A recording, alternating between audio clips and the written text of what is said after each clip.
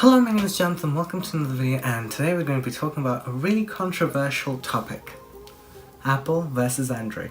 Now, if you want to check out my old video, click here and you'll find the Android side of the debate. But today it's going to be purely focused on the Apple side. Now, if you don't know, I switched to an iPhone. if you watch my old video, you would never think that I would switch to a new phone. I mean, a new iPhone. But I did, and I have an iPhone 8. And this is basically four reasons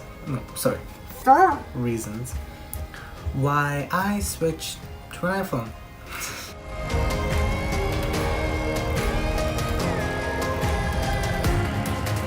Number 4, the camera. Now, you guys just noticed it right now. This camera is amazing.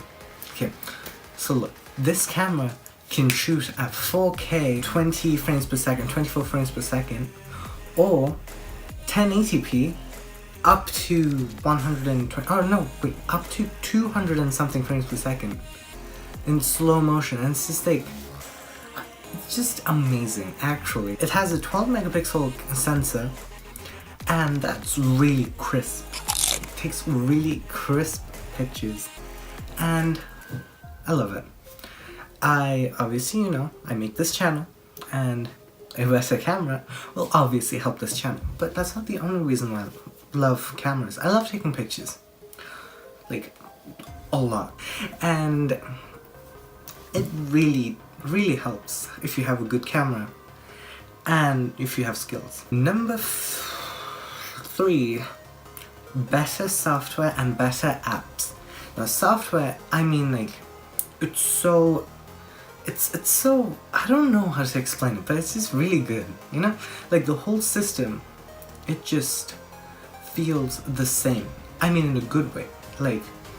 All the buttons, you know exactly where the buttons are going to be.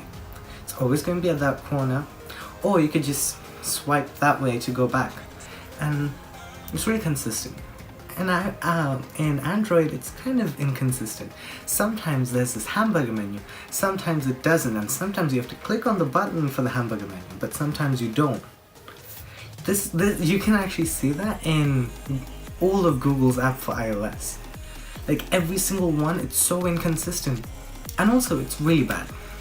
Okay, the YouTube app and the Google Drive app, every single Google app for iPhone is bad. Well, if you can, if you look at, Instagram and stuff, they're so good.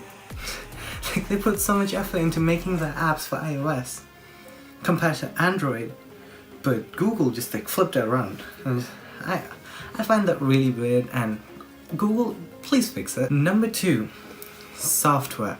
I mean, the other software, updates and stuff.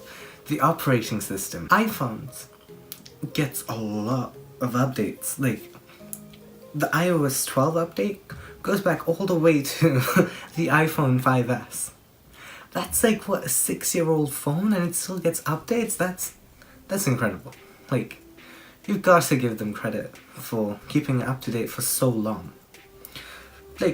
Yeah, and people still use it because it still works, and it's great. And also, because of these updates, security is really good too. It's really secure, and it's not secure as in Linux secure, because Linux is mainly secure because no one uses it. It's secure because they just keep it up to date.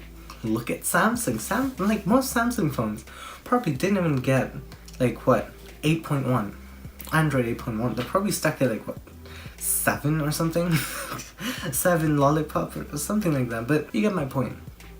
And they don't keep it up to date. But iOS, it's always up to date, it's always fast, it's always stable and secure. Number 1, memory, speed, and fluidity. I say memory in specific and not just speed overall, because memory management is amazing. You could open an app, and then you can open a game, and then you can open another app, and they'll all still be in memory, and then you can open another game, and then they'll still be in memory, and then it's just everything is in memory. They have this like compression algorithm that just squishes everything into like 1 megabyte. Like it could squish a 1 gigabyte game into 1 megabyte and then open it back up to 1 gigabyte within seconds. The reason why they can do that is because of the CPUs. Like the speed it's just amazing. There is no phone that can beat the iPhone XS Max in speed. Like, oh, never mind, the iPhone XR. But no Android phone can beat the iPhone when it comes to raw performance, because it's just so tightly integrated, because they make their own CPUs and they make the software. Like most other companies like Samsung, they make some of their CPUs, but they don't make the software. So they just can't fit it into the the jigsaw puzzle.